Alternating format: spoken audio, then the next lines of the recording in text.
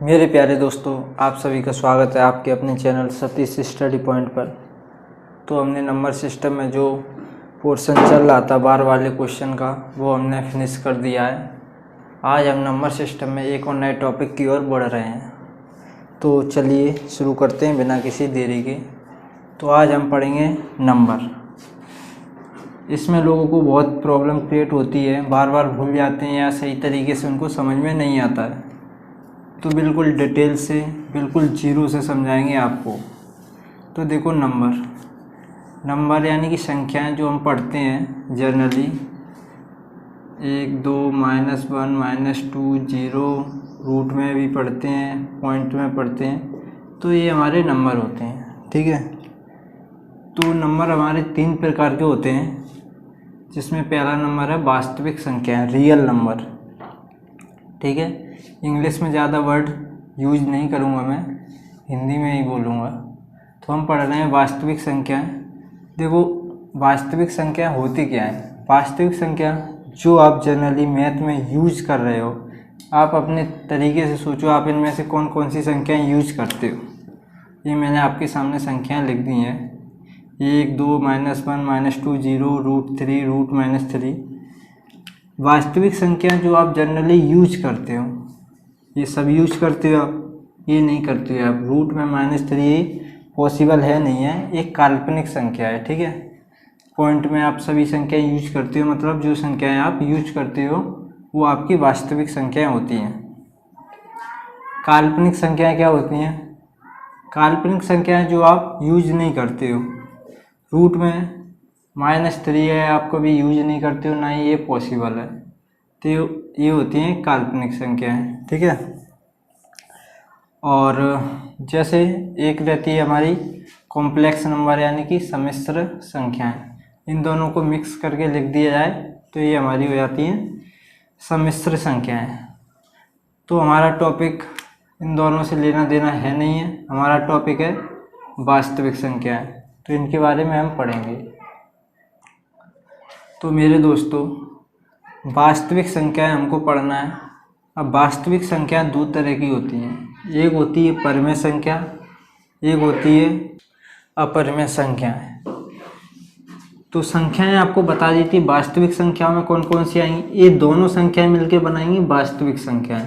और वास्तविक संख्या मैंने आपको बताया था जो आप यूज करते हो। यूज कौन कौन सी करते हो आप?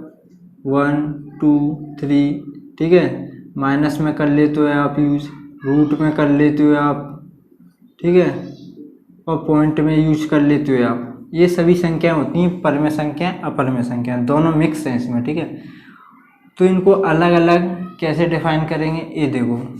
परिमेय संख्याएं होती क्या हैं? परिमेय संख्या वो संख्या होती हैं जिन्हें एक फ्रैक्शन के रूप में लिखा जा सके। एक फ्रैक्शन क्या होती है? अंश बटे हर, अंश बटे हर। तो परिमेय संख्याएं भी वो संख्याएं होंगी जिन्हें फ्रैक्शन के रूप में लिख सको आप, ठीक है। समझाते चलेंगे आगे, धीरे धीरे आपको समझ में आता चलेगा।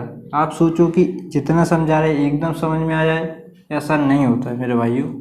तो देखो, इसकी कुछ कंडीशन रहती हैं। जैसे 1/2 आप बोलोगे, सर ये परिमेय संख्या है या नहीं? तो आप देखो, इसका मान लो p है, ये q, ये बटे में p/q। तो आप फ्रैक्शन मानोगे इसे, ये एक फ्रैक्शन है और ये एक परिमेय संख्या है, ठीक है। परिमेय संख्या तो जब ही होगी जब ये फ्रैक्शन होगी। लेकिन जो q रहता है, इसका मान कभी भी 0 के बराबर नहीं होना चाहिए। ये पहली कंडीशन होती है इसकी, कि परिमेय संख्या अगर है p/q के रूप में लिखी है, तो जो q का मान रहता है वो 0 कभी नहीं आना चाहिए, तो वो परिमेय संख्या मानी जाएगी। ये इसकी पहली कंडीशन होती है। एक दूसरी कंडीशन होती है, p और q, इनका मान हमेशा एक पूर्णांक होना चाहिए, पूर्णांक होना चाहिए। अब पूर्णांक क्या होता है ये आपको समझ लेना चाहिए। पूर्णांक का मतलब होता है ऐसी संख्या जो पॉइंट में ना हो, जैसे 4, 5, 6 कुछ भी ले लो, लेकिन पॉइंट में ना लिखो, ठीक है। p का मान एक संख्या हो जो पॉइंट में ना हो, q का मान भी पॉइंट में ना हो, ठीक है। तो ऐसी संख्याएं दोनों कंडीशन फॉलो करेंगी जब ये संख्या परिमेय संख्या कहलाएंगी। जैसे अब उदाहरण से हम समझेंगे। तो जैसे मैंने आपको लिखी एक संख्या 2, अब आपको बताना है कि ये एक परिमेय संख्या है या नहीं। तो आप नहीं समझ पाओगे, लेकिन ये एक परिमेय संख्या है क्योंकि इसके बटे में कुछ नहीं है। तो आपको पता है अगर इसके बटे में 1 मान लिया जाए तो 1 से कोई फर्क नहीं पड़ता है, क्योंकि अभी भी इसका मतलब क्या है, 1 का भाग 2 में दोगे जब भी 2 ही आएगा। ठीक है, तो 1 किसी के बटे में भी आप लिख सकते हो।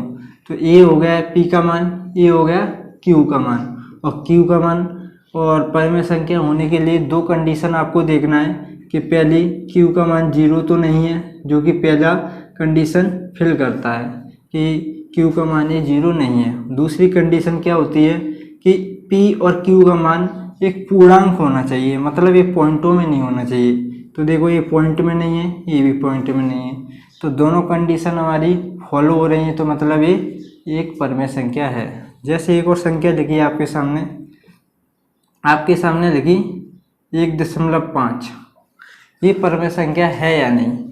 देखो इसको जब आप सॉल्व करोगे, इसके बटे में 1 मानोगे, दशमलव हटाओगे, 0 बढ़ाओगे, ठीक है, और इसे काटोगे, 5 × 15, 5 दूनी 10, ठीक है।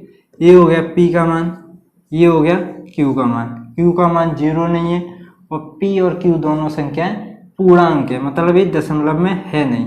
तो मतलब ये संख्या भी हमारी कैसी है, परिमेय संख्या है। आपके सामने एक और संख्या लेते हैं, जैसे रूट के अंदर ले लिया हमने 16। आपसे पूछें ये संख्या परिमेय संख्या है या नहीं, तो पहले आप इसे जब सॉल्व करोगे तो 16 को आप क्या लिख सकते हो, √16 को आप लिख सकते हो 4, ठीक है, और बटे में 1 तो हमेशा किसी के में भी लिख सकते हो। तो देखो ये हो गया p का मान, ये हो गया q का मान।